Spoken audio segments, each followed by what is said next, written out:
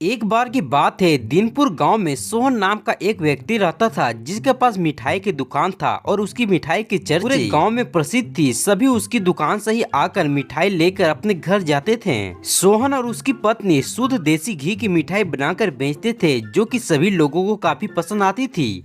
उसकी अच्छी मिठाई बिक्री के कारण उसके दुकान भी काफी अच्छे से चल रहा था जिससे उसका काफी मुनाफा होता था।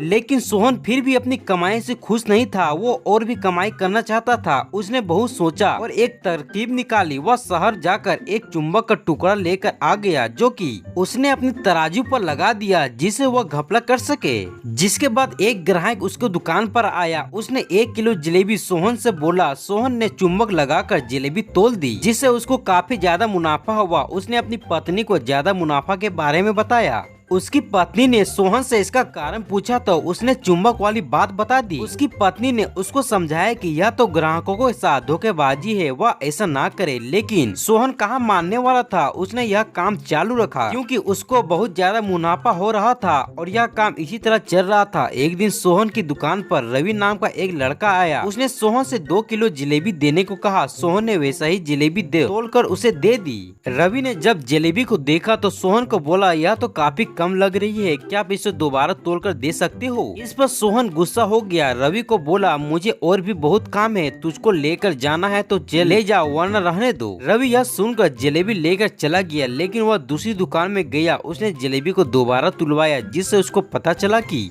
जलेबी आधा किलो कम थी। इसके बाद रवि एक तराजू लेकर सोहन की दुकान में गया और उसकी दुकान के बाहर तराजू रख दिया। रवि ने सभी गांव वालों को चिल्लाकर बुलाया। यह देखकर सोहन डर गया। रवि से बोला, यह क्या तमाशा लगा रहा है। रवि ने सभी लोगों को दिखाया, देखो जादू, जब आप सोहन के तराजू से कुछ भी सामान तोलोगे तो वह कम हो जाएगी। उसने यह कर सभी गाँव वालों को दिखाया और बाद में सोहन के तराजू में लगा चुंबक को भी दिखा दिया और सारी बात बता दी जिससे लोगों ने सोहन की खूब पिटाई की। सोहन से आगे ऐसा ना करने का लोगों से वादा किया।